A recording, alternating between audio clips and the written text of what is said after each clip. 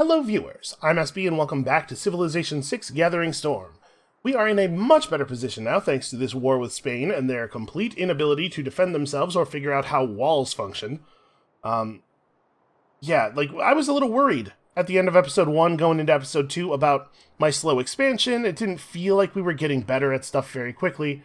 I'm very happy now that we have all this land. 6 cities going on 7 because we have a settler out and moving already is a fine place to be on turn 107. This is totally a position from which we can make a reasonable play to win the game. Let's talk about winning the game then. I do want to say, first of all, this is the strategy view. Welcome to the strategy view. We're not going to play the game in strategy view because I know there would be a revolt in the comments. People want to see the pretty graphics, and I get it. They are pretty. Civ 6 has a really great art style. But I did want to show this off for people who are not familiar, who haven't played Civ, or maybe just have played Civ but didn't realize this was an option. This button here flips you between the strategy view and the normal view. In strategy view, the game has a flatter, sort of more board game-like aesthetic, which I actually really like. And when I play the game off camera, just for fun, I often play it in strategy view because I find it easier to keep track of everything that's happening. That said, I do really like Civ 6's graphical style. So yeah, let's talk about victory. How does one win a game of Civilization? There are 6 victory conditions, 5 of them here, 5 of them listed on this overall screen. The 6th victory condition isn't really a thing. Every different game speed of Civ has a maximum number of turns, and when you hit the end of the last turn, if nobody has won by any other means, the game is awarded to whoever has the highest score. I have never seen a game of Civilization, any Civilization, hit the time limit, not even close. So this is not even a real thing. This is just tie breaks. If everybody ties in last and doesn't win the game, that's the tiebreaker. The actual victory conditions are science, culture, domination, religious, and diplomatic victories. Now, if you've watched Civilization 6 on the channel before, you've seen these 4. The diplomatic victory is new with Gathering Storm. But let's just go through what they each entail real quick. So to achieve a science victory, you have to go to space. You have to launch a satellite, land a human on the moon, establish a Martian colony, and launch an exoplanet expedition. As you might imagine, this involves getting way down the technology tree, to this kind of stuff. Sorry, that's thermonuclear devices. Yeah, over here. Like you basically just have to tech up really, really hard, and then you have to get a ton of production because these space colony projects are extremely expensive. So it's kind of a combined science and production victory. To win a culture victory, you have to generate enough tourism to increase your visiting tourist value over the domestic tourist value of any other civilization. This is a complicated idea, and we're not going to talk about it too much during this game, because I'm going to tell you right now that we're not in a good position for this. But you can see here, basically, one of the unmet players has a domestic tourist value of 35. The domestic tourist value is set by the amount of culture you have produced over the course of the game. So having a lot of culture sort of protects you from the culture victory. It's defensive tourism, basically. Because this person has 35 domestic tourists, I would have to get 36 domestic tourists or visiting tourists in order to win via tourism. This person would only have to get 26 because the player who is not them who has the highest domestic value is this guy with 25. Like I said, this system is pretty complicated. You gain tourism from things like great works. So, for example, our martyred apostle relic, that's the word I was looking for, here has been generating tourism the whole game. This was very lucky. This kind of thing doesn't usually happen. Also, world wonders. And as you progress through the civics tree, you gain the ability to get tourism out of certain kinds of tile improvements and stuff. We will play a culture victory soon. Not this game. Domination victory is pretty straightforward. It works like it does in most 4X games. You just have to own all of the original capitals. A strong military is highly recommended. Not actually required. There is another way to take people's cities through not diplomatic pressure, but loyalty pressure. It would be very difficult to win the game through loyalty pressure, but presumably you could do it. This is a possibility for us. We totally might do this. We're already somewhere on it. The religion victory requires you to become the predominant religion in every civilization in the game. You are the predominant religion if your religion is followed by more than 50% of the cities in a civilization, and a city is following your religion if more than 50% of the population in that city has your religion. This is also a possibility for us. I don't know that I think it's super likely. You have to really commit pretty hard on faith to make that work, because you have to buy a lot of missionaries and apostles to spread your religion. We are going to keep trying to push our religion out. I'd like to keep our whole nation our religion, and maybe if we could get all of Scotland converted as well, that would be cool. And who knows, maybe that'll be a possibility. It's at least theoretically possible. Finally, there's this new diplomatic victory that requires us to get 10 diplomatic points. We'll keep an eye on this as these become a little bit more available. Maybe this is how we'll do it. But I'm thinking science, domination, religion, and diplomacy honestly are all still on the table. Religion is probably the least likely of those. Science and domination also play well together because obviously winning a domination victory requires you to have advanced military technology. Yeah, so that's the direction we're going there. What do we need to do in the short term to keep advancing toward potentially a science or domination victory, since we, at the moment, can't really affect our diplomatic points? Well, number one is we got to get all these tiles fixed up. Tile yields are extremely important. It's important to have at least as many good tiles in each city as there are citizens, right? So to that end, we're probably going to have to pick up a bunch of builders. Somebody pointed out in the comments of the last episode, Wendek, I appreciate this, that I didn't actually explain the concept of charged units. So let's do that real quick. When we make a builder, they have a limited number of build charges available to them. And we also saw charged units in the missionaries, right? They had a limited number of spread religion uses before they vanish. So when you use up a charged unit's last charge, the unit disappears, and you have to build a new one to keep doing whatever it is that unit did. In the case of the builder, every time we build a tile improvement, like a farm, it costs us a build. And also, every time we use them to remove a terrain feature in order to get a boost of resources, that also consumes a charge. So, like, when we chopped down a forest over here over here, right? Yeah, we chopped down a forest over at Cajamarca, I'm pretty sure, to do something. It was to complete the market, probably. That consumed a charge. When we built our salt mine, that consumed a charge. Repairing an already existing improvement does not, presumably because they feel you've already spent the charge on that thing. So we're going to use this builder to repair all of the stuff that is damaged around here, all the stuff that got pillaged by us or by barbarians during the war. And then we got to, like I said, make sure that we have enough improved tiles for all of our citizens to work on. We're building our government plaza, which is going to give us access to some important bonuses, but for the moment, I guess we're just going to continue to try to get valuable districts out, and continue to try to improve our tiles. We've got some trading posts. So we've completed the trade route, Cusco to Cajamarca. So now each Cusco and Cajamarca have a trading post belonging to our empire in them. Can we easily see that? Is there a trade panel here? No, not really. It's not super easy to see that. The trading posts don't really do a ton, but trade routes that run through buildings or run through cities that have trading posts in them, I believe, get additional payout. And there are certainly technologies and stuff that care about trading posts. So here, our builder can repair the tile. This is one of my favorite animations in the game. I enjoy a little bit of whimsy in my civilization builder. Alright, we could leave some swordsmen on the front of Seville in case more guys sail across from New York, but honestly, I think we're probably okay. I'm not that afraid of Teddy Roosevelt's units. The walls will probably keep them at bay. So let's go over here and clear out some barbarians, right? Speaking of the walls, we can repair the walls here because they have not taken damage in at least 3 turns. So we just run this little project and the walls will be 100% repaired in 2 turns.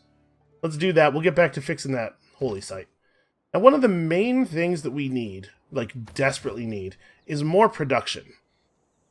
We're going to be able to get more production from some of our tile improvements. For example, building a mine on this stone is going to help. But one of the biggest sources of production through the mid and late game is the industrial zone. We're going to need these. Sorry, we currently already need these. Alright, let's finish this guy off.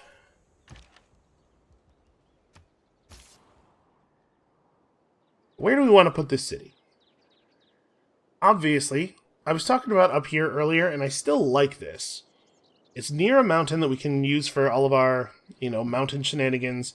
It's actually, there's some hills near this mountain, right? So if we put down, I think I was talking about putting down over here, but if we put down on this side of the river, these could both be terrace farms. That would be useful. We know that there are barbarian swordsmen over there, though. Yeah, let's go see how feasible it is to simply defeat the barbarian swordsman with our 2 upgraded swordsmen. Probably we can handle that. And his trading unit finished his trade route, so now we get to assign him a new one. Remember, we're moving Magnus over to Cusco, and once he's there, trade routes running to Cusco will generate an additional 2 food on top of the values that we're seeing here.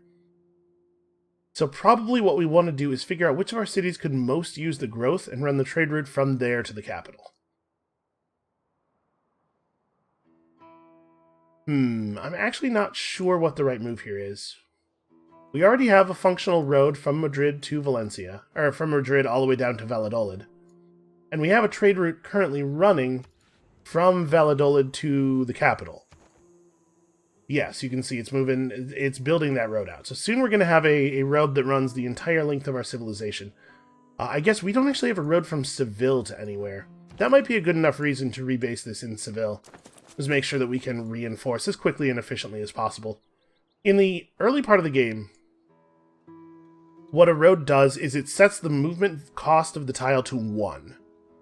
So it doesn't actually help you move faster, but it means you can move at normal speed through things like across hills or through forests, which would ordinarily take more time.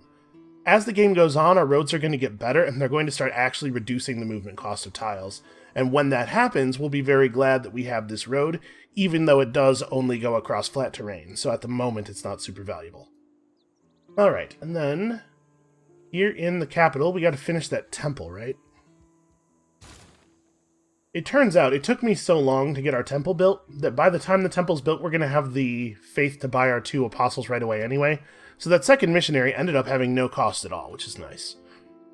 We probably should repair our commercial hub, because you know how I feel about trade routes. Trade routes, by the way, are a great way of increasing the industry of your empire. We have lots of housing problems, which are going to need to correct. Tile improvements will help with that.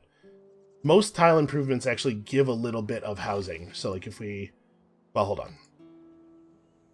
Next turn, when this guy has movement, we'll have access to his build menu. We finished games and recreation. Okay, we'll come back to this. You can see here, a lot of improvements provide half a point of housing. The game does not round these half points, but if you get a camp and a terrace farm, you get an extra point of housing for the city. Does Valencia... Valencia does not need housing badly right now, but in 4 turns we'll be suffering a minor penalty to our growth if we don't get a little bit more going. I'm not actually sure if tile improvements still give their housing when they're pillaged or not, because as you can see there, it was not giving the bonus food while it was pillaged. I don't know if it being pillaged means the housing doesn't work anymore. Alright, so here's a question. Where do we want the road from Seville to run? Obviously, the biggest food benefit is going to be from Cusco, and that probably is a good enough reason to run it down there. Once Magnus is established, this will be +5 food. Also, continuing the elephants are pretty good religious pressure, I think is a good idea. Just try to keep that strong. Valencia and Madrid are both going to convert to our religion eventually, and I'd like to not run any trade routes to them until that point. But we could run it to Cajamarca for the extra point of production instead, and also because I think a road from Seville to Cajamarca is maybe a little bit more valuable. Nah, we'll do it to the capital. Food is a big deal. Food is citizens, and citizens are extra yields from your tiles. It's really, really important to get your population going. That's true in pretty much every 4X, but, to different degrees.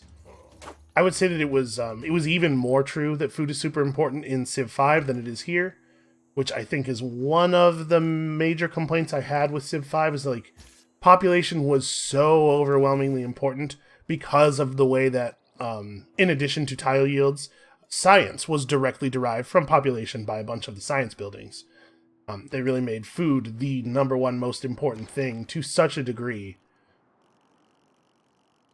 Okay, so apprenticeship. We are now done with apprenticeship. We have access to the industrial zone, And the first building that can be built in an industrial zone, the workshop. There are not a lot of sources of bonus production in the game. The industrial zone is very important because of that, but we won't see the real value, the thing that makes industrial zones super powerful, for a little while yet. It's not until you get access to the second industrial zone building here, the factory, that it gets crazy important. And actually, it looks like that's maybe even more true now. Oh no, factories do not produce power. How do we get power? Okay, we're going to have to... Power plants. Okay. Whole new systems we have to engage with. We'll deal with that when the time comes. But the point here, the factory, you can see that line of text, its production bonus is extended to all city centers within 6 tiles that do not already have factories. The reason industrial zones are so important is that they don't just help the city they're in grow, they help many of your cities grow. So for example, when we build Valladolid's industrial zone, or maybe Valencia's or Seville's, whatever, there's definitely an industrial zone that's going down in this area, and it's going to provide so much extra production. That's the thing we got to focus on. We got to probably just pursue the path to industrialization as aggressively as possible, would be my feeling. Now, granted, that's pretty far away from where we are now. But education is on the way there. It gives us a new building that we can build in our campus, and it's a pretty powerful one. +1 housing, +4 science, +1 citizen slot. We haven't talked about that at all either. Citizens work tiles, and they derive resources from those tiles. You can assign citizens to work in your districts, and they will produce a yield based on that district. It doesn't actually show it on the tile, but you can see down here the yield of our campus right now is 2 science. The more buildings you build in a district, the more citizens can work in it and get that yield. And that will become important later, once we start highly specializing our cities. For right now, just know that it's important that we get universities.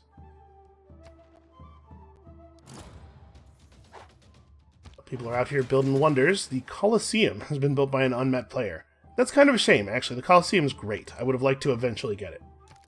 So Magnus has established himself in Cusco, and you can see these trade routes are now extremely good. Trade routes, internal trade routes are so powerful. I kind of wish that they had made external trade routes a little bit better, because it's so rarely the case that I want to trade with another player, especially in the early game. I guess that's the design, though. And you know what? Honestly, I'm talking out of school here a little bit. I don't know for sure that they didn't do anything like that in the expansion. It may be the case that external trade routes are better now. So, that barbarian, there's a barbarian builder over here that we're not going to be able to get to because he's in the water, and we don't have the ability to embark our units. That's a shame. I would have loved an extra builder. So, unfortunately, it falls on this guy to run up here and repair all of the damaged tiles. He'll get back to building stuff soon enough. Our swordsman is able to overmatch this guy. We're probably going to have to be pretty careful with him for a little while. I mean, that scout certainly doesn't pose a threat. And this is a volcano, but it's not currently active, right? Yeah, I feel okay walking over here. We can see that this is the shoreline, but I want to walk over to these tiles and get maximum vision of the water before we turn around. Just want to know exactly what's out there. Okay, Seville. We should probably get back to repairing the holy site.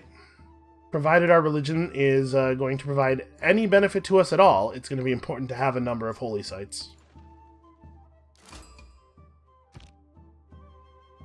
Oh, we've met a new city-state. Vilnius. One of their warriors ran over onto this tile. So if we convert them to our religion, we'll get an envoy with them. We actually have an envoy sitting already. What's your deal, Vilnius? Well, first of all, they're a culture city-state, so they will give us bonus culture. At this point in the game, 2 bonus culture is still pretty significant. I don't think there's any version of this where we don't place the envoy right away for the 2 culture. And then, for your highest active alliance level, all your theater square districts receive plus 50% adjacency bonus. Huh, that's not super clearly written. Do they mean you get plus 50% adjacency for each level in your highest active alliance level? So like if you have a level 3 alliance, you get plus 150% adjacency? Probably that's what it means. That's okay. We'll talk about alliance levels and stuff. We are definitely going to form some alliances. That is a thing that's going to happen. At least one alliance is important As in this game, as in all other 4Xs, it's important to have some friends. I think we can pretty safely move the swordsman over here. Like I said, that scout does not have nearly the damage to be a threat to us. You're going to cross the river and clear the camp over the next couple of turns. And the more I think about this, the more I think we're going to try to settle right there. I think my original plan was to settle on this side of the river, but the paired terrace farms would be really nice. And this will give us immediate access to the iron. We'll have water access. We'll have access to the ocean by building a harbor pretty easily from here. We get the sheep. Sheep tile, sheep on a hill, is one of my favorite early game tiles to see. I guess we're kind of past the early game at this point, but still it's a good tile. The reason I like sheep on a hill so much is that, as you can see there, it is a 3 food, 1 industry tile, and then when you build a pasture on the sheep, the pasture improvement gains another industry, so it becomes a 3-2, which is just super good. Alright, got ourselves some mathematics. We've unlocked extra movement for our naval units, hooray. And Petra. This can only be built on deserts. This is one of the best... We'll deal with this in a second. One of the best wonders in the game, if you have the right setup for it. It provides an awfully large boost to all of the desert tiles in the city that builds it. So if you have a lot of like desert hills, it's a pretty cool thing. We do not, I think, have much of a... Well, honestly, our new city is going to have some desert hills. Maybe we could build it. It's probably somebody else will get it before we can. Somebody who will make better use of it. Oh, wow. That's another hill sheep. You know, I almost want to settle the city here and run an aqueduct from the river. Because then we'd have an aqueduct next to this terrace farm. The terrace farms already have freshwater access since we're building them next to the river. So they're going to get that 1 point of bonus production. No, I'm probably being silly. It's probably best to just build it here. Alright, you get up there and fix that farm. We got a bunch of luxury resources over there that we need to take over. Oh! For some reason the barbarian scout came ashore. Or the barbarian builder, rather. Well, that's lucky. Alright, Cajamarca has completed its campus. I'm definitely tempted to just build the library. We're definitely sort of converting in a real science-y direction here. We have a couple of wonders that are available to us. +3 envoys when built. When you are a suzerain of a city-state, this city receives a bonus to the type bonuses... Oh, a boost to the type bonuses provided by that city-state. So it's talking about, when it says type bonuses, it's talking about these things. The +2 gold from every market, you know. I'm going to be honest with you, that wonder seems not amazing to me, especially not 52 turns worth of build time amazing. If you are suzerain to 2 or more city-states of that type, an additional 15% boost is given to all your cities. Okay, that's a little bit more interesting.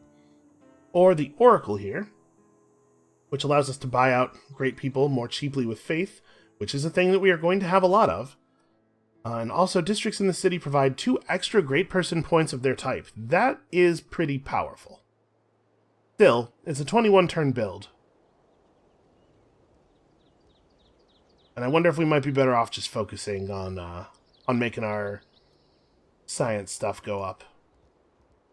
With the Oracle, we could potentially... I mean, like, what are the odds we could actually compete for great scientists? We're so far behind Scotland, that's never going to happen. We're never going to get a great scientist. That probably means that the science victory would be very difficult to pursue. I don't know. Maybe we're looking at a game where we get a diplomatic victory. I'm not going to bother with the Oracle. Let's just go ahead and build our library. Let's really focus on getting our science up. And I don't know what we're gonna... Oh, I keep forgetting to swap our policies here. Well, we have a lot of gold. We could just unlock our policies. It's a clumsy way to do it. But I keep saying, hey, I'll deal with this in a second, and then not dealing with it. Also, that's a barbarian swordsman down there. So you get a little bit of extra era score when you defeat a barbarian camp that's within 5 tiles? 6 tiles. 6 tiles of one of your cities. There's a barbarian swordsman right there. So if we're gonna found this city, we gotta get this swordsman out of harm's way in a real hurry here. I guess, is this a hill tile? Yes, it is. Okay, so this guy cannot just rush over and attack us.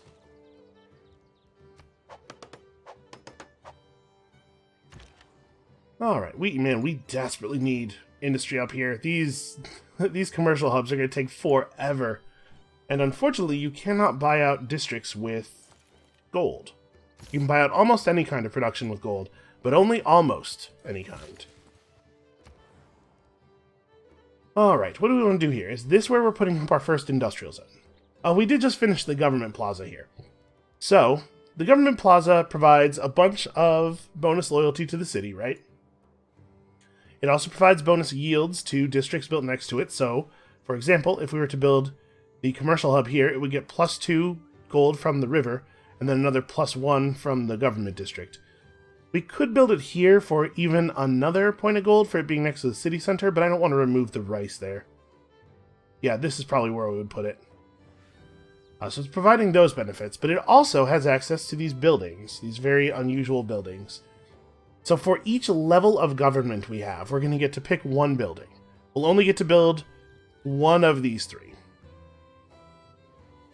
The audience chamber gives us +1 amenity and +3 housing in every governor city, but -2 loyalty per turn in cities without governors. Honestly, probably not a big deal. Loyalty pressure is not going to be an issue for us with us having eliminated our nearest neighbor.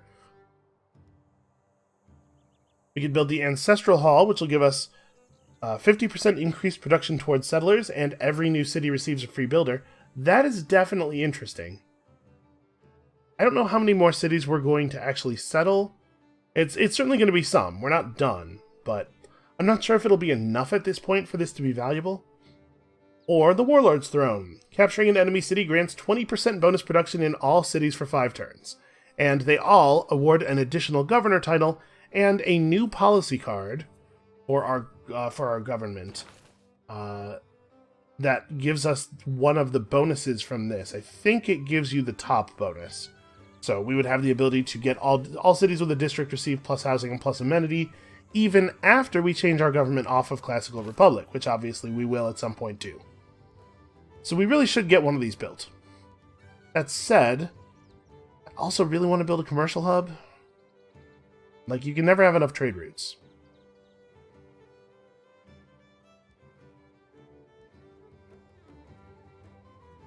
If we build our Warlord's Throne, we're pretty much settling ourselves on an aggressive victory. But we might be well positioned for that. Then again, killing people with military units does require you to be able to actually build the military units. We really, really could use an industrial zone. This gives +1 production for each adjacent mine, +1 production for each adjacent quarry, +1 production for every 2 adjacent districts, which is a very common thing. I think all the districts have that. And of course, +1 production from each adjacent government plaza. So, if we were to build this here, we'd get +1 from that. Again, I would really prefer not to remove the rice. If we build it right here, when we build the quarry for Seville, it'll get that +1 production.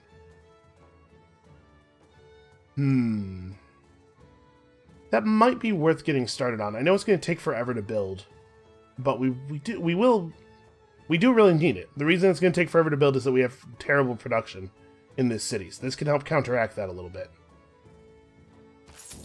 I'm going to do it.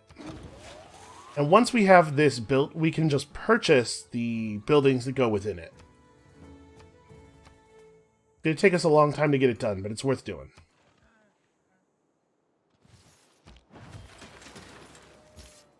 Alright, well, we definitely need to do that. I'm going to unlink these two, move the settler to there, move him across the river. Unfortunately, moving within the unit's sphere of our zone of control has robbed our settler of his other point of movement, so he can't put the city down this turn. But I think that should work out pretty alright.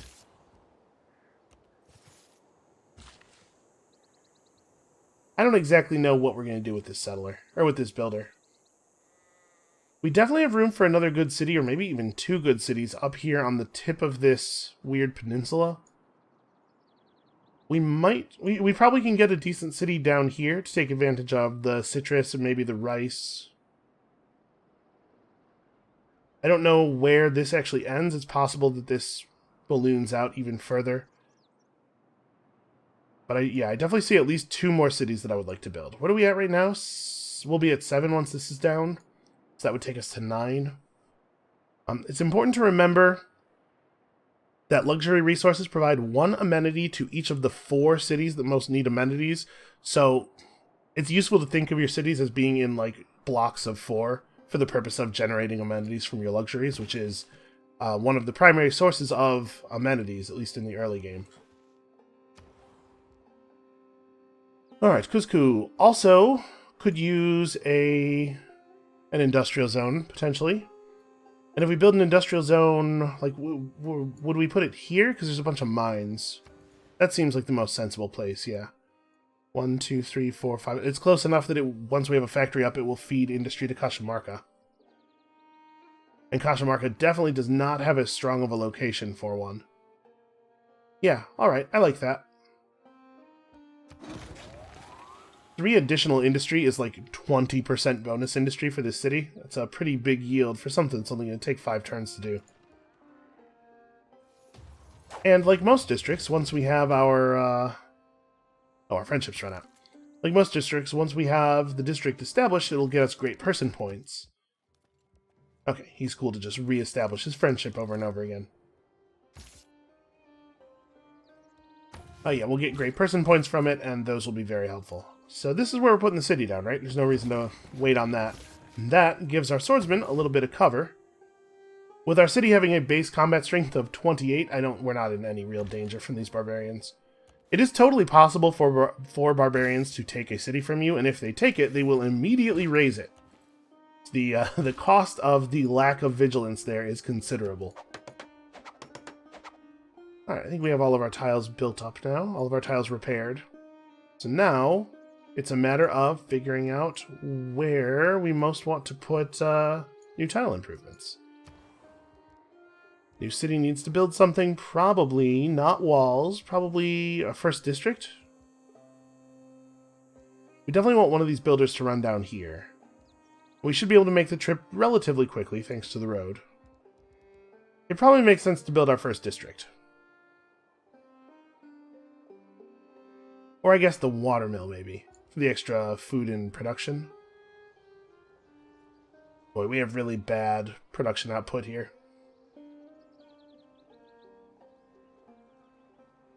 Yeah, let's start with a watermill. I guess the other option is we could start by just putting down an industrial zone. City's far enough away that it's not going to benefit from anybody else's industrial zone. And the first district you put down is not super expensive.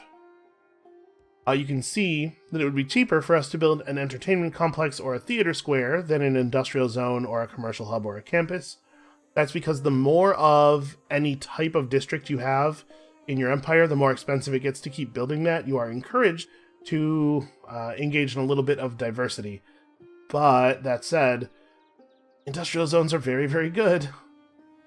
So, like, if we bought this tile and put it down here, I'm just thinking, we're going to build a mine on the iron, right? We could build mines on both of these hills.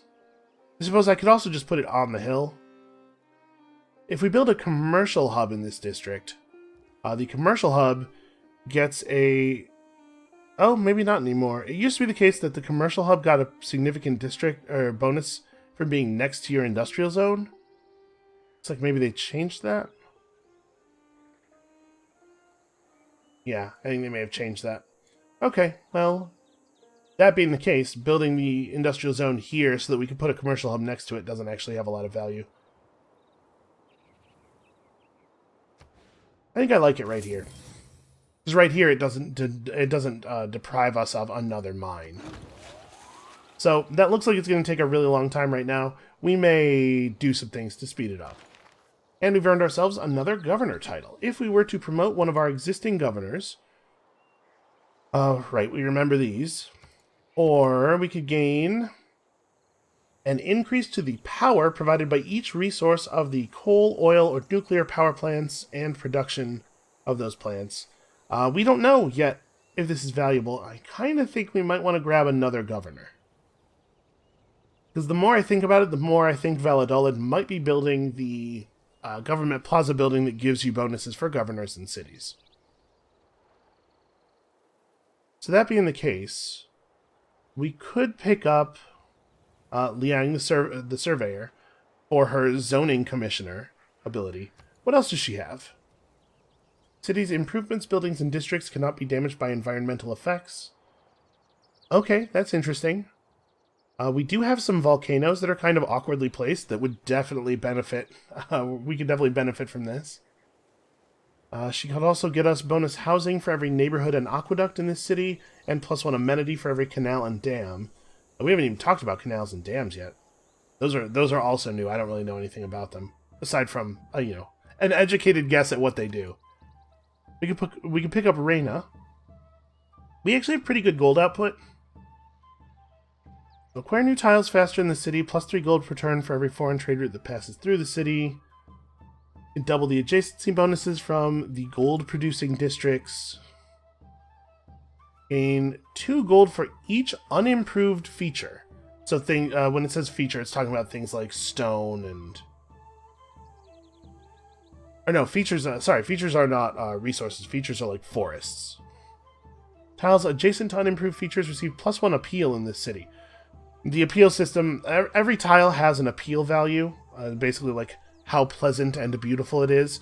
It factors into the tourism victory to some degree, and there are some other things that care about appeal. We probably will not care very much about the appeal of our tiles in this game. This is just a huge amount of money. This would allow us to build districts, or to just buy districts out straight up with our gold. You know what? If we're looking like we're going to have a lot of gold, but maybe not as much production as I would like in our empire, Contractor could be really useful. Yeah, let's grab Reina. So, foreign trade routes passing through a city, that's just not a thing that's happening for us, but we can throw her in a city where we want to acquire tiles faster. So what is that city? Cajamarca still has some good stuff to grab. We could put her in the new city. We could reach out and grab... there's a lot of good stuff around the new city that needs to pick up. Yeah, okay, I don't hate that. Congratulations, you've been appointed governor of Antahuela. And you can see there from that screen very briefly, all of our loyalty values are super high. We are never in danger of losing a city to loyalty pressure here. So the city will keep him safe. This is still glowing. Did I not spend... No, I totally have another title available. I gotta make sure we're actually spending our resources here. So we probably just want to grab another level on her, right? The city receives +2 gold from each unimproved feature. What would that be for us right now? Nothing. Eventually, we'll pick up the trees, the forests.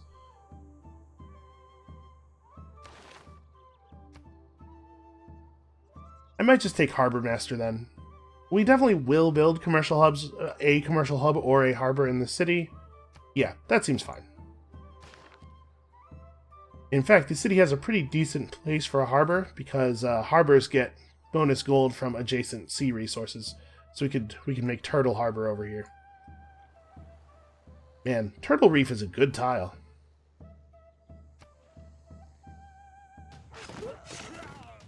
Oh yeah, the barbarians are just hurling themselves uselessly against the city. Let's just wipe this dude out. Once your units have at least one promotion, you get dramatically reduced XP for fighting barbarians, but you still get some. The reason I had him do that instead of letting the barbarian burn itself against the city is that I wanted that one experience point. You know, those upgrades are very valuable. So this guy has 2 charges left. This guy also only has 2 charges left. Well, let's route him down here. I don't know exactly what needs to be improved, but... what exactly needs to be improved up here, but we know what needs to be improved down here, which is everything. We probably want to pick up another builder, actually, fairly soon. Alright, Robert would like open borders with us, and he's willing to pay for the privilege. I'm actually down with this. I'm a little nervous about letting potentially enemy civs into our borders, because sometimes they are doing it to scout your weaknesses. At least that's what it seems like. But with Robert, I don't think we have anything to fear. Here's the thing, I don't really value open borders with you. So if we take that off the table, can I maybe ask for a little bit more money? He would be willing to give me an extra 3 gold. Sure. I value that 3 gold more than I value his borders being open to us. Oh, interesting. So I guess we gotta talk about this loyalty pressure situation here. Is it... Yeah, it's my pressure that's gonna break him down, it looks like. So the problem he's having here is that this city only has 1 point of population in it. Let's take a little bit more of a look at the loyalty mechanics. This one.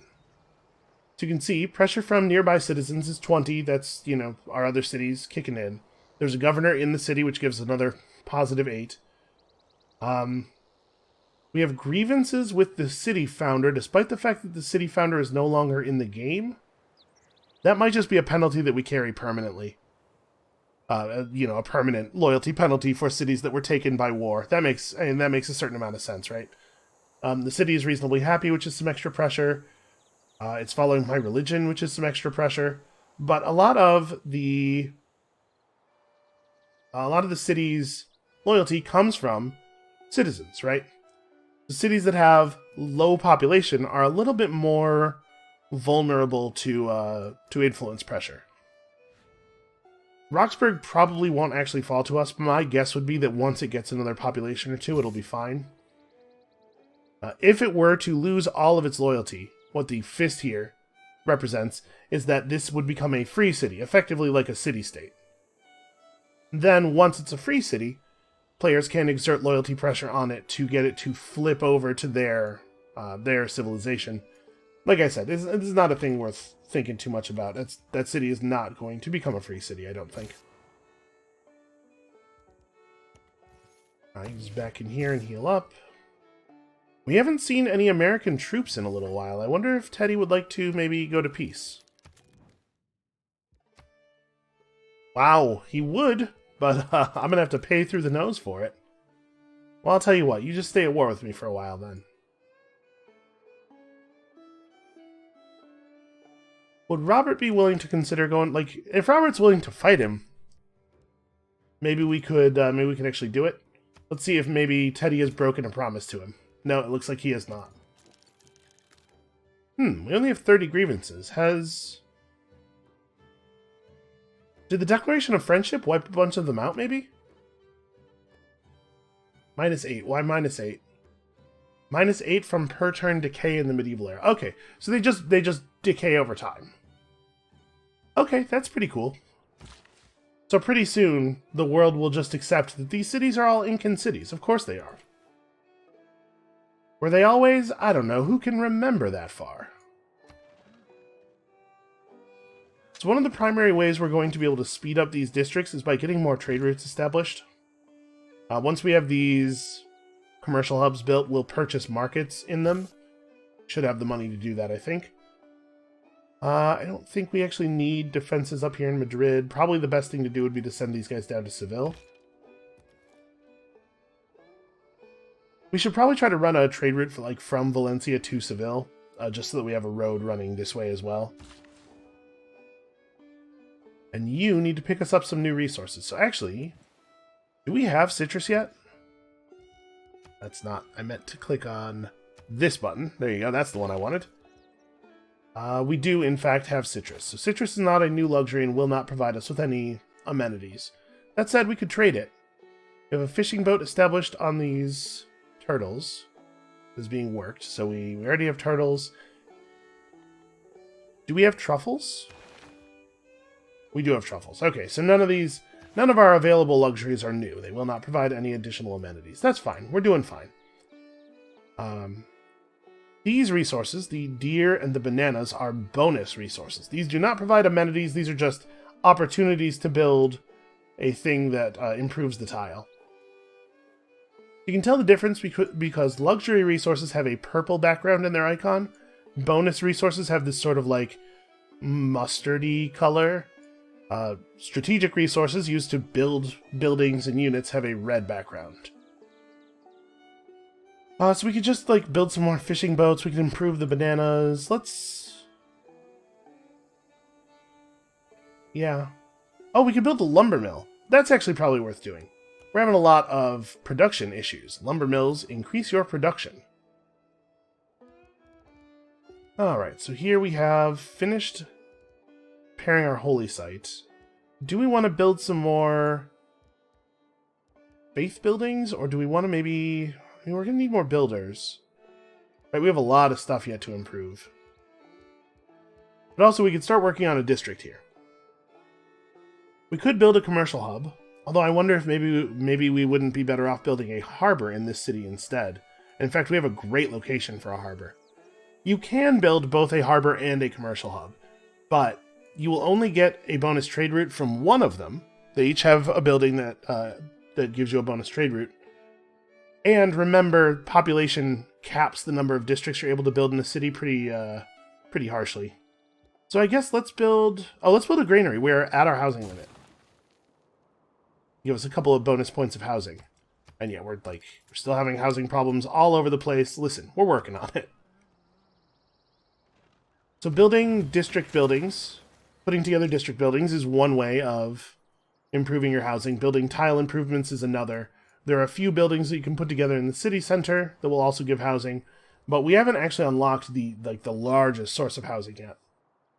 Alright, I don't think it makes sense to do anything other than just build a workshop here, and we are going to build rather than buy this workshop, because we want to buy buildings in other cities that will increase our trade route count. Here we are pushing up against our housing cap, so we should fix that. Actually, sorry, we should probably fix that by building that aqueduct, right? It'll improve our terrace farm, and I think this is a good play all around. Let's make that aqueduct happen. It's not even really that much slower than building the granary. Okay, and when we finish civil service in a couple of turns here, we are going to take actual advantage of the ability to change our social policies. I know, I'm not getting maximum benefit out of all my decisions because I am very, oh, we converted... Alright, hold on a second. Close you. I converted a city to my religion for the first time and got dedication bonus points. What city converted? It should probably say that in this thing, shouldn't it? When I click that, it just opens up my era progress dialogue, which is not useful. Oh, this city converted, because it's right next to Valladolid. We are totally going to get a golden age. I feel very good about that. So the different types of tile improvements have different yields. Lumber mill is plus production, pasture is plus production. The camp and the plantation that we're being invited to build over here are just plus gold, so I'm not prioritizing those very highly. Man, oh man, could we use production. Also, apparently, that was what we needed to boost mass production, which is a technology that this is the wrong button. A technology that I think is, way down the tree, isn't it? Oh, it's not that far. Okay. After we get education, it probably will be worthwhile for us to go back and grab this so that we can actually build harbors. In order to get that, we're going to need some basic sailing tech. This will let us get our builders out on the water so we can build fishing boats. Obviously, Spain already had this, which is why we have some fishing boats established already. Okay. Things are going pretty well here. We have a lot of good stuff established. I suppose we should run... We should have warriors in good defensive positions in a number of places, but, where can we even be attacked from? I guess let's send somebody to Cajamarca? I'm just so not afraid of Roosevelt. I wish that he would take a peace declaration. Alright, so at this point, we have to consider if we're not going to be able to build another industry-boosting tile improvement, what is the best way to produce money? Is it to build a plantation or a camp? If it is to build a plantation or a camp, we probably want to do it on the citrus, so we have an extra copy of this resource that we could sell off to another player. If you're going to do something like that, if you're picking up another luxury resource, it behooves you to figure out, picking up another copy of a luxury resource, it behooves you to figure out what other people in the world have access to, because they're not going to value stuff they already have. So he has citrus and truffles. Does Robert have both of those? Yes, he does. Well, that's a shame. Man, we really need to meet some other people. We need to know who the other players are. Picking up the sailing tech that we're headed toward is going to be helpful for that. Alright, well, what else could we do? Oh, there is another forest tile. I'm gonna come over here. Yeah, we should... Sorry, what we should do with this guy is improve this stone. That's really important.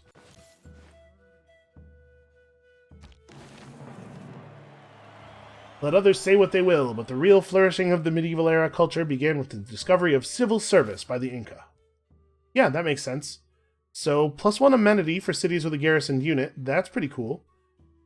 Established governors with at least 2 promotions provide extra amenity and housing. That is Magnus, right? For us right now, that's just Magnus. The Meenakshi Temple grants 2 gurus and makes gurus cheaper to purchase.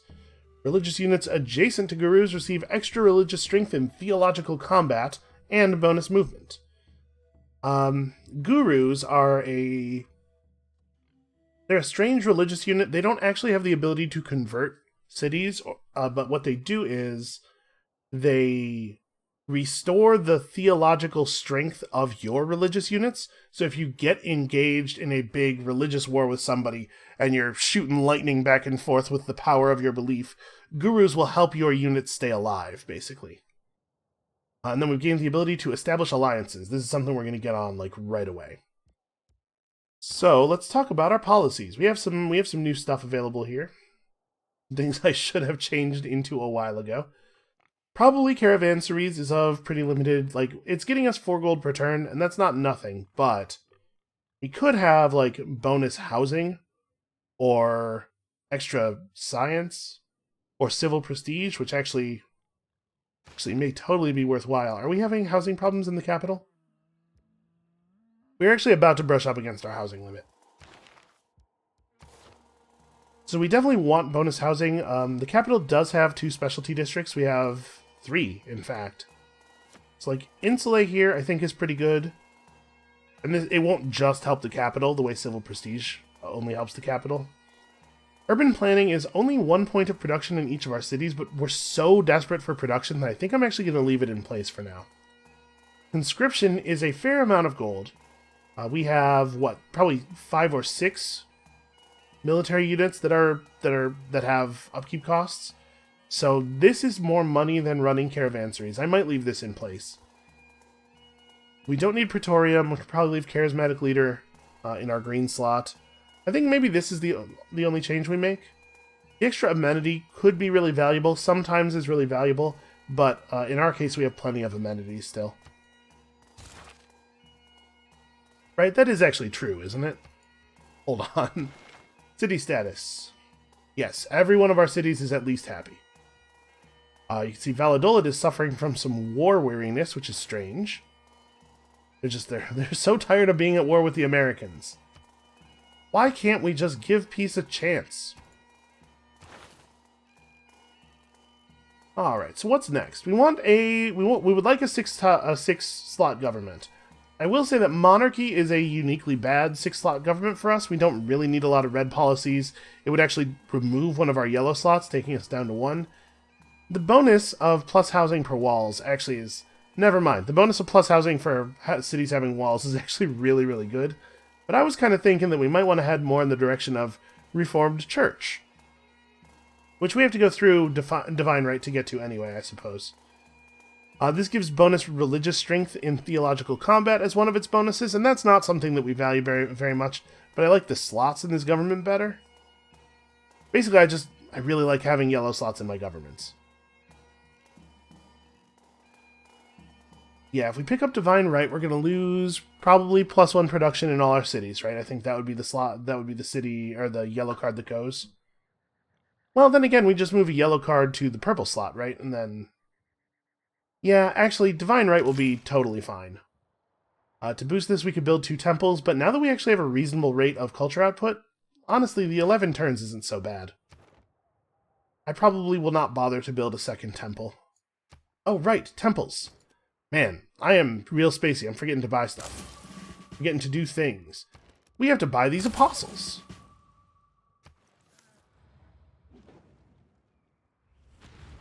Oh, a catastrophic eruption. Well, we've known this was coming. People living near the volcano flee as lava and ash blankets the surrounding land. We don't actually lose anything. We were careful not to build anything around this. And it has, in fact, fertilized the tile. This tile got screwed up, but it gained a production. That's a shame. I was kind of hoping the fertilized tile would be one of these ones over here. Well, I gotta say, that's not, that doesn't feel to me like a big deal. Did you notice Teddy Roosevelt there? I dismissed it already, but Teddy Roosevelt built the Meenakshi Temple, which makes me a little worried. Seems to me like he's gearing up to engage in some theological combat. Well, the scourge of Protestantism may be upon us before too long. Alright, what do we want to do with this swordsman?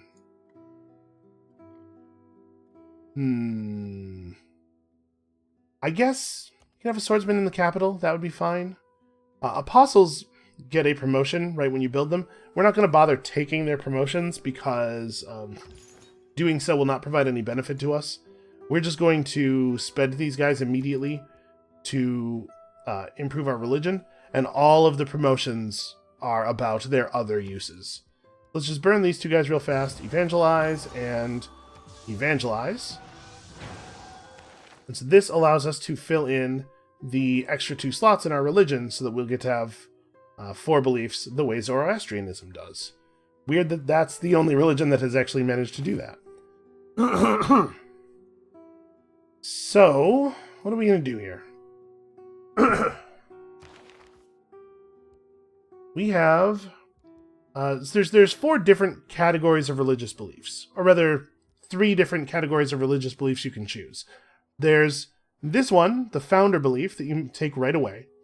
And then there's candle beliefs, prayer hand beliefs, and open book beliefs. These are not the real names for the categories, but I do not know the real names for the categories. The prayer hand beliefs all give you a special building that you can build in your holy site. The best one is already taken. The meeting house, obviously, is very, very good. But there's some cool stuff left. Plus food, plus housing. The mosque lets you have extra spread religion charges from your missionaries and apostles, which can be important if you're going to try to win a religious victory. Slots for religious art, extra amenities, plus faith and plus additional faith for each era since the thing was constructed. I think food and housing are my biggest concerns. If we don't take the mosque, we're probably waving off our ability to compete for a religious victory. Especially with Teddy Roosevelt obviously intending to come over here and convert us. And honestly, this isn't so much housing that we'll be super sad if we lose it. There are a lot of sources of housing. I'm going to take the mosque as kind of a hedge, I think. Because I don't think any of these are amazing. And then, in our final belief, the book beliefs have just like a really wide variety of effects, but they're usually about generating other types of resources from your religion. So, holy sites and theater squares provide plus faith and plus culture. When you send an envoy to a city-state, it adds 200 religious pressure to that city-state. That's kind of interesting. Plus faith for every city following this religion outside of our civilization. I don't know that we... So if we're thinking about potentially going for a religious victory, at least having the ability to go for a religious victory, bonus faith production is going to be important. We're going to have to buy a lot of religious units. But I'm definitely a little bit more inclined to go for like plus gold or plus culture or plus science. Cross-cultural dialogue is 1 science for every 5 followers of this religion in other civilizations. I mean, we have some followers in Scotland, but I'm not sure... Is it even 5 total? The thing about these followers of your religion and other civilization beliefs is that they're kind of only good if you're putting a lot of effort into spreading your religion. And if you're putting a lot of effort into spreading your religion, why wouldn't you just take a faith belief and try to win the game by doing that? Tithe is a little bit more interesting because it gives you plus gold for followers of your religion in your own civilization as well. So we don't really need to put any effort into tithe. It will just be a whole bunch of money. I might just take tithe, honestly. We have things to do with gold. Especially with Reyna getting leveled up and our ability to purchase districts outright with gold. If we were going to go for faith production, pilgrimage is the way to do that, right? Lay ministry is just +1 faith from each holy site. Wow, +1 faith from each... No, each holy site or theater produces extra stuff. So actually, this will give benefit to other civilizations that convert their cities to our religion. I think I'm going to take pilgrimage. Maybe we're going for a religious victory here. Maybe that's where we ended up. Weird. Okay, I think those are good. So, we have clarified the tenets of our religion. Probably, I guess that could have waited if we had done that after the era changeover, because you're not really getting any benefit out of era score points that are generated beyond the Golden Age threshold.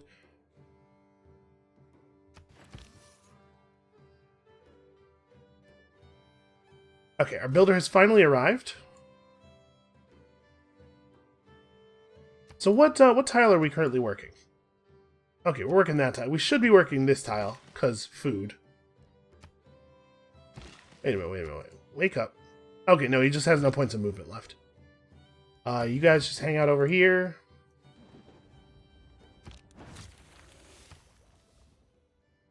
Right, I keep forgetting. Man, I am spacey. I keep forgetting to do stuff. Hey, we have to make an alliance. Remember that thing I was going to do? We were going to make an alliance? I would love to have an alliance with you. So, there are 5 different types of alliances. You can have, at most, 1 of each of these running. So if you want to be allied with 2 different players, they have to be 2 different types of alliances. The Research Alliance gives you plus science from trade routes from and to your ally. This gives plus 5 combat strength against units of players who are at war with both of you.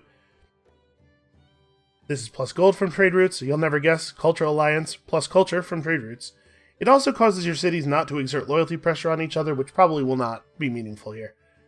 And a Religious Alliance gives plus faith from trade routes and causes you to not exert religious pressure on cities dominated by your ally's religion, and vice versa. That pressure effect will have no benefit, or will do nothing here because he did not found a religion. He doesn't have a religion. But it can sometimes be very valuable and sometimes very annoying in games where you're trying to win a religious victory and you make a religious alliance with a player who has a different religion. We might go for religious alliance here, honestly. I guess... Here's the problem. I don't remember what the higher levels of these alliances do. So what you're seeing here are the benefits of a level 1 alliance. When you ally with another power, and you remain allied with them for a long time, your alliance effectively gains experience points and will eventually level up. The higher levels of these alliances have additional effects. So why don't we pop out to the Civilopedia real quick here, because I bet it has all of the effects listed. Okay, yes, it does. Research Alliance. Eventually we get a tech boost every 30 turns. You will get a tech boost that you don't have that they have, and they'll get one that you have that they don't have. And then at level 3 gives bonus science when studying the same technology or one that your ally has already completed. Okay. Cultural Alliance, level 2 is, while your cities have trade routes with your ally, you get additional great person points. That's pretty cool. Level 3 is you gain a portion of your ally's tourism and culture. Military alliances allow you to gain bonus production toward military units and bonus promotions for your units. A religious alliance gives allies religious strength against religions not founded by either ally. That's interesting. And level 3 is you gain faith based on your number of citizens following your ally's religion and bonus religious pressure in cities with no followers of your ally's religion.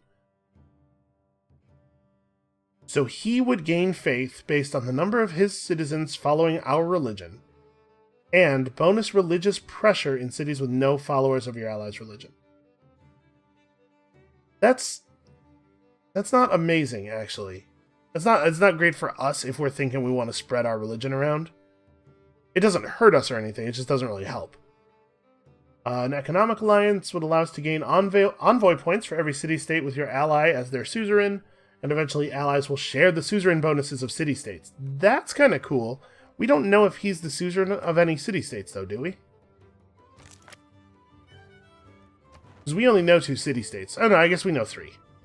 One of them is run by Teddy Roosevelt, the villainous Teddy Roosevelt, who probably... He either had a bunch of envoys saved up, or he used that governor... Yeah, she only acts as 2 envoys, though, so he did have another envoy saved up, just waiting for a way to mess with us. Did she eventually get the ability to act as more envoys? While established in a city-state, doubles the number of envoys you have there. Okay, so we know he didn't do that. Oh no, he totally... I don't know if it doubles... Does it double the envoys that she counts as? Because if he went from...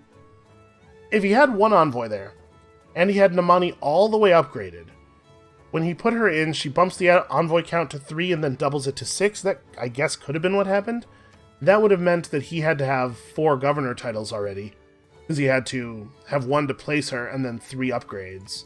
And that would mean that he probably had no other governor titles assigned to anyone else at that point. That seems unlikely. Or rather, I guess it seems like that would be extremely poor play. Maybe that's not that unlikely. The Civ AI is not that good at the game. Okay, so we're definitely going to improve that. Oh yeah, the Alliance, right. Listen, some days I just have a real space brain. So, I don't know, maybe an economic alliance could be good. It's going to really depend on how he ends up treating the city-states around him. A research alliance is fine, just like getting boosts to technologies and stuff, that's okay. Getting to share in his... Additional great person points are interesting, I suppose. Getting to share in his culture and tourism is also potentially interesting. It takes a long time for it to level up to level 3. But I guess if there's any resource that we really need help with, it's culture. We're going to be generating a lot of internal faith once we build our mosques and stuff. Yeah, okay. Let's see if he'd do a cultural alliance.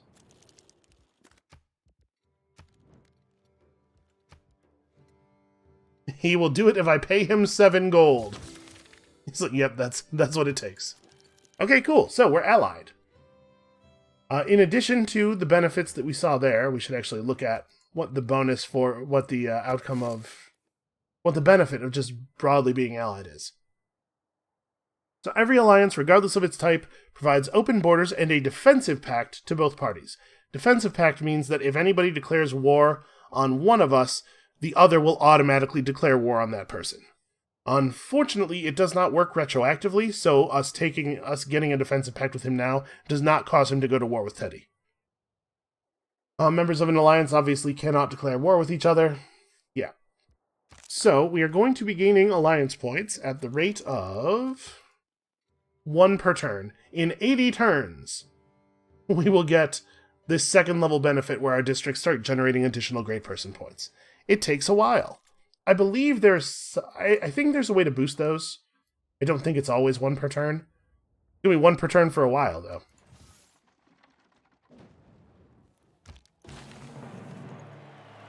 Okay.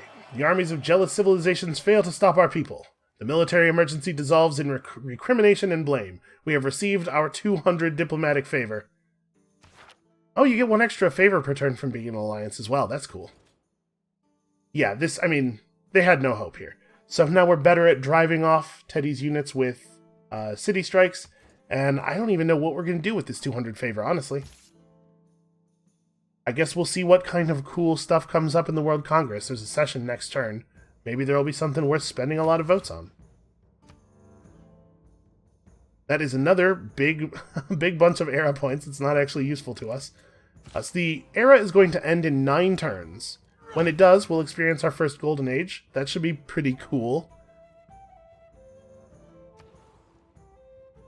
Okay, up here we finished our commercial hub. How much does it cost to buy a market? 480? I will absolutely do that. So that gives us another trade route slot. How long will it take us to build the trader? 6 turns here. Would it make more sense to do it elsewhere? I mean, we're kind of busy in a lot of other places. Yeah, sure. This is fine. I assume 270? Yeah. So I was going to say, I assume it's faster to build it than it would be to wait for the gold to buy it. Alright. So we're going to get access to harbors. We're definitely going to need to get some ships out on the ocean and explore. We know our tiny little corner of the world pretty well, but there's got to be an awful lot more world out there, right? And actually, I suppose, we should be spending our faith here. We should be pushing our religion a little bit. Let's buy ourselves a missionary. Oh, that's right. You can just buy religious buildings straight up with faith. I forgot about that. I still think, like, we should try to push our religion out, right? We should try to form a bulwark of belief in elephants to hold back the wave of Protestantism that may be headed our way in the near future. Okay, he would love it if we would make peace, and he will give me a lot of stuff for it. I wonder why his opinion on this changed so much. It might have been affected by war weariness. The cities in your empire get tired of being at war, right? We saw a little bit of war weariness on one of our cities. They get tired of being at war much faster if your troops are dying. Basically, if the war's not going well for you. If your troops are dying, especially if they're dying in your own land. So maybe just like the number of losses he suffered during the war eventually just added up, and now he's having problems with his cities being uncooperative. Yeah, I'll accept this deal. This is great. I don't really want to be at war with you, and I'd love all that extra money. And he's, yeah, okay. Thank you, Robert. I know how you feel about peace with your neighbors and everything. Not that we needed any help with Robert's opinion of us. So, earn double points toward great people of a particular class, or prevent points being earned toward great people of a particular class. And duplicates of the chosen luxury resource grant amenities, or not. I don't have a strong feeling about this at all. Like, we do have amenities that we could duplicate, but we also don't really have any problems with our amenities. So, geez, I don't know. This one, you know what would be kind of neat, actually, is if we doubled the number of great people that were being... I was going to say, if we double points earned toward great engineers, we probably have some of the... we probably have some of the most points toward that, right? Or at least we're building toward the most points of that. Because we're really putting in some serious work there. I guess Scotland is out earning us on that, but we're building more... We're building more industrial zones. We're building more workshops. We will pass him on that. I feel fairly confident. The AI does not seem to value production quite as much as players do. So we could get some benefit here, but also, what if I just voted to set great scientist points earned to 0? I know Robert's our ally and everything, but I don't want him winning the game. I want to win the game. So maybe we go... Maybe we do this and just try to slow down the great scientists? Robert's going to vote to earn double points toward great scientists, I bet. He has 48 favor. Here, I don't know, man. Citrus. Whatever. Take our free vote there. How much favor do we want to spend on this? Because it would slow Robert down a little bit, and that would be good for us. We have to win the game before he does.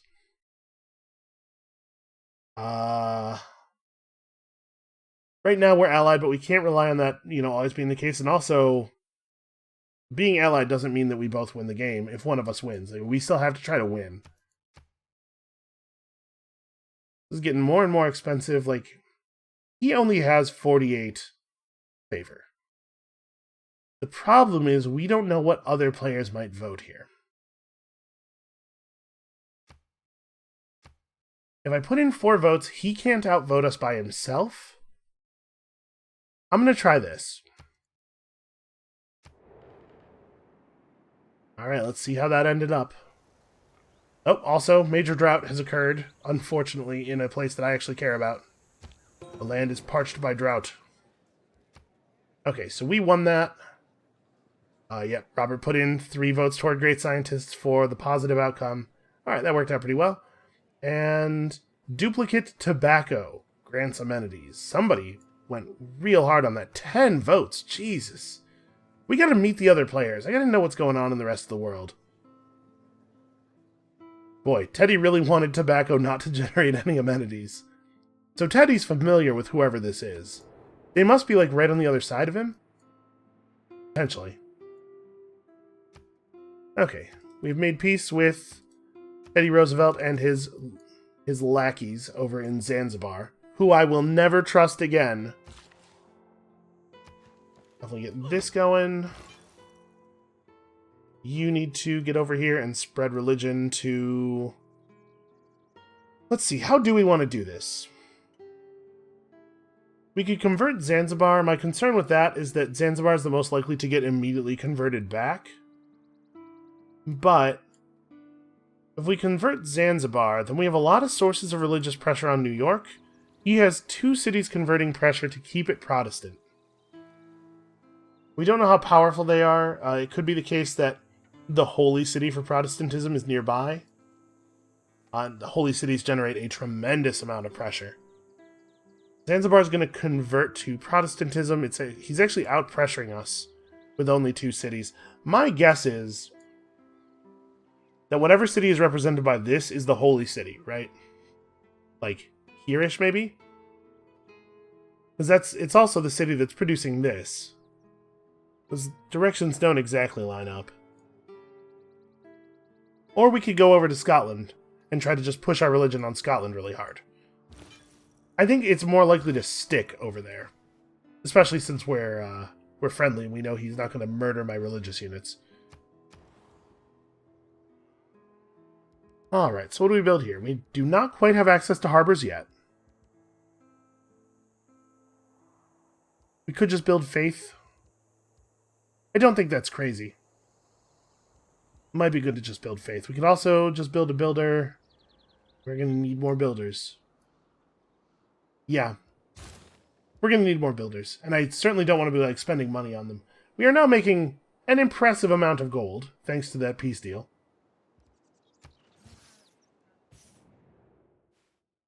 Oh, all of a sudden, thanks for keeping the peace on the continent. Yep, that's me. That's a great description of the actions that I've taken so far this game. Oh, hey, barbarians. Finish celestial navigation. Is there a barbarian camp? Oh, yes. Of course there is. I knew that. I know for a fact there's a barbarian camp down there. Okay. Hey, guess what? I have a different thing for you to be doing. So Cajamarca needs more food. We fixed the housing problem, now we need more food. Ah, well, it's the drought, right? Do we want to just make a builder here as well? We don't really need the housing from the granary, and it doesn't provide enough food to be worth building for food purposes. This is probably not a problem that I actually need to be working to resolve, right? We have only 4 actual good tiles. So there's something to be said for making a builder and, like, purchasing the wheat tiles. Yeah, in fact, I like that quite a bit. I know that university is available. We will definitely build it, but it doesn't need to be right this second. So with 2 swordsmen, we probably have this under control, but I'm going to move this guy down here just in case. And, you know, also our religious units have nothing else to do right now. With celestial navigation wrapped up, like I said, I think we want to head generally in the direction of industrialization here. So that would require us to research a little bit more water tech. Also, buttressing, which will give us dams. Improve the comfort of living along a river. We honestly don't really have this problem. So dams are of low value to us. Once we have cartography, we can move over the ocean, which does have some benefits. And we're definitely going to head in the direction of buttress. Not because buttress is useful, but because cartography and mass production, which will give us the shipyard to build in our harbors, those are both pretty useful things. We can decide what we actually want to do once we get there. And now that I've remembered that you can buy buildings with faith, maybe we want to save up our faith a little bit and try to use it to get mosques. We have 4 holy sites. 1, 2, 3, 4. I'd like to have shrines and mosques and temples in all of them, I guess, eventually. It's not like a super high priority, but we do need the faith income if we're going to think about buying enough units to win a religious victory. He would love some of our iron, and honestly, I don't need it. Yeah, I'll do that. Trade me your favor.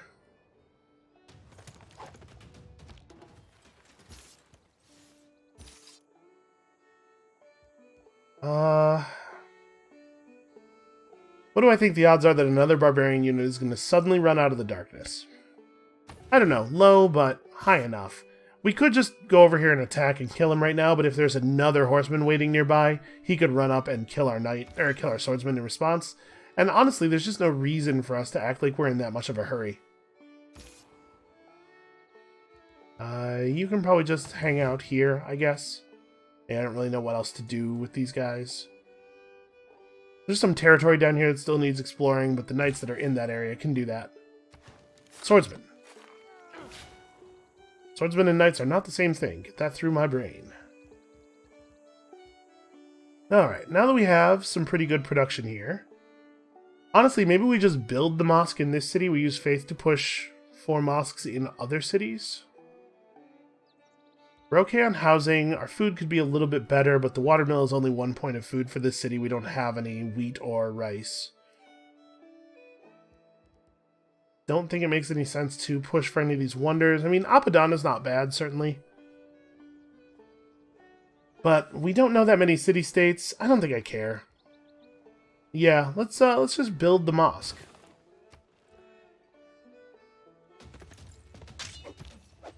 All of a sudden, Teddy's feeling friendly. Well, I mean, declaration of friendship? Could we just be pals? No? Okay. Would you like a delegation? Alright, that'll push us a little bit more in the direction of being pals, and then also it lets us keep a better eye on him. We have enough faith to purchase a guru, which is a thing I have no interest in doing.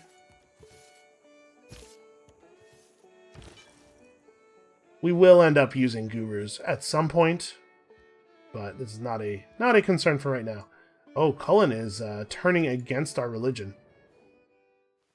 Up. My diplomatic delegation should be arriving soon with fresh-baked apple pies. Okay, that's a little cartoonish, but I get what you're going for. What's the most American thing they could show up with? Keeping in mind that we can't say they're going to show up soon without any knowledge of geography. That sort of would prevent them from getting there in the first place. Off the top of my head, that was the most American thing I could think of. It's just not knowing where things are in the world. That one might be me projecting my traits a little strongly. Alright, so we now have access to a better class of ships. All of our land units can embark, so we could explore around our coast a little bit. And a great wonder that is pretty good, but I think might have already been built. Usually the AI prioritizes the Colossus pretty highly. Okay, finally got rid of that. I suppose that's the sort of thing where I could have waited a couple of turns. Get the 2 era score after the era changeover. You know, it's not a big deal. Whatever. So if we want Cullen to not flip away from our religion, we need to increase our pressure on it. So converting Bandar Brunei is one good step in that direction. Okay, we have a trade unit finished here. What we really want to do is run a trade route from Antahuela out to Cuzco, probably, to help Antahuela grow and also to help it finish its industrial zone. And here we're gonna probably buy that workshop. Ooh, 780. I thought that was gonna be in the same price class as like the market. I mean, 780 is not that far away. We'll get there. We cannot buy these buildings, you might have noticed. So I guess let's go ahead and... Right? Is that... Yes, that is right. Okay. So I guess let's go ahead and build an audience chamber. That's a lot of extra housing. And we're going to try to go for maybe a religious victory, possibly a diplomatic victory, but definitely more in the direction of a religious victory. We have an envoy available. Well, it is still the case that nobody is the suzerain of Bandar Brunei. It is also the case that Bandar Brunei's suzerain bonus is terrible. But we do already have some markets, like it is just extra money. And I don't mean to say that their bonus is terrible in general, it's just not very good for us. And I know at this point I'm just like burning era score, but also my suspicion is we're going to be alright on era score next era. Alright, well, you guys, it turns out, are not, in fact, going to be needed. I guess just go to Cajamarca? We have a bunch of military units that we have no real use for all of a sudden.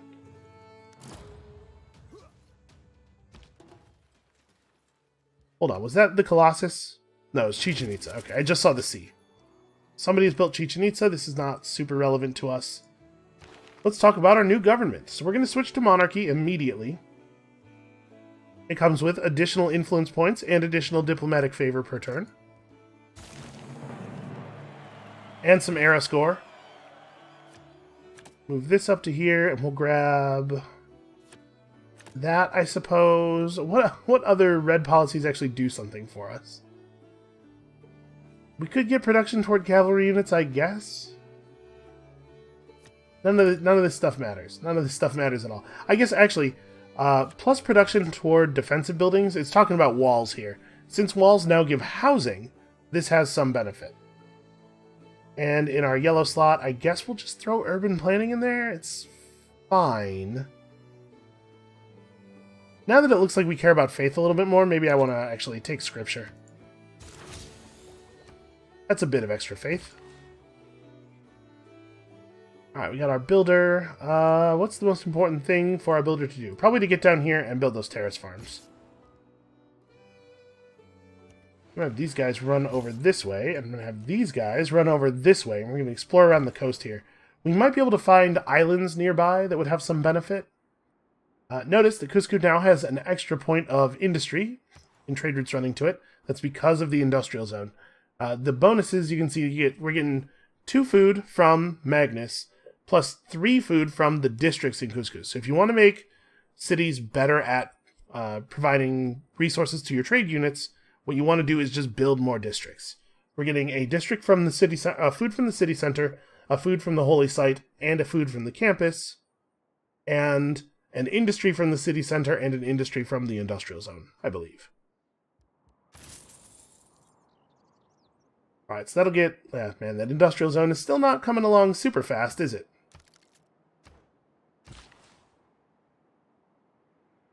Alright, so this guy needs to go and get us some farms. And I guess this is going to slow down our acquisition of our workshop in Valladolid, because we do need to spend some money buying tiles, right? Yeah, it's going to grab the mountain next. Oof, those are expensive. Well, I think it's right. I think the growth is important. Do I want to build a harbor? This is a very good harbor location. And building a harbor gets us toward another trade unit. We do need faith, but we also need lots of other things. Alright, and now... here's a question. Do we need another builder right now? Probably not, right? We could build ourselves a settler. We've talked about the uses that we have for another settler, where we might build another city. Or we could just get to work on the university so we don't fall behind the rest of the world on tech. Honestly, I think this is a good time to settle out, where things are relatively calm. We have a strong economy, at least under construction, if not already operational. And if we're talking about taking over the world with our religion, Reformed Church becomes more important, because we are going to have to engage in theological combat. Also, there are some policies here that are helpful. +4 combat strength when a non-religious unit fights a civilization that follows another religion. That probably will not be too relevant. Yeah, alright, let's head in the direction of Reformed Church, which is going to take us through feudalism and guilds. Feudalism is going to give us +1 food from every farm that has 2 adjacent farms, which means that if we build our farms in little triangles, they'll all have bonus food on them, which is cool. Guilds is going to give us another governor title, as well as access to a wonder that somebody built already. These are pretty good policies, town charters and craftsmen. Yeah, alright. And is this turn the... No, next turn is the new era. I think that's where we'll stop. I just realized how long this episode has gotten. But I'm having a good time here, so... Just want to keep pushing on. The civilization, it's got its claws in me once again. We could just build a farm here, but I want to buy a high food tile and build a farm on it, because a lot of our tiles don't really have that much food. So yeah, I'm going to go ahead and spend the money. It tends to be the case that your city's natural culture acquisition of tiles prefers tiles that are closer. Like, it'll try to grab all or almost all of the tiles within 2 before it grabs any tiles in the 3rd group. Which is why it would take a long time for it to naturally acquire the wheat. Alright, let's spread religions. We got 3 spreads here. It's going to take quite a bit of pressure to flip this city, but I think that is a thing that is worth doing. And then maybe we... If the second charge flips Bend Arbor 9, maybe we run over here and drop a charge on Scone? Maybe Zanzibar? I'm not sure. Boy, the way he's moving his military units around, I would suspect he was coming after us, if that wasn't literally impossible for him. Okay, so we've entered a new era. One of the things that happens here is that any city-state that you know that you do not have a quest with, they will give you a quest. So if you want to be able to get a lot of envoys with the city-state, you should try to complete their quests every era, so that they'll give you a new one at the start of the next era. We had completed Zanzibar's, or failed it, perhaps. I don't remember what it was. And now they would like us to train a knight. That might happen. That's possible, at least. Somebody built a wonder that I don't know what it does, so I'm not going to stress about it too much. And hey, we're in a golden age. Each of our citizens is exerting 1.5 loyalty pressure, which theoretically could hurt the cities of Scotland, could flip them over to us, but is more likely to just make us immune to other people's pressure. And we get to make a dedication. In a golden age, your dedications do not... In a non-golden age, in a normal age or a dark age, your dedications are about getting extra era score. In a golden age, you do not get extra era score for your dedications, you get other stuff. So, +2 movement for builders and the ability to purchase civilian units with faith. +2 movement for missionaries, apostles, and inquisitors with additional charges. You know, I kind of think Exodus of the Evangelists might be our play here. Extra starting population for cities settled on different continents, plus movement for naval units, plus loyalty. Obviously, this is all about expanding colonialism, basically.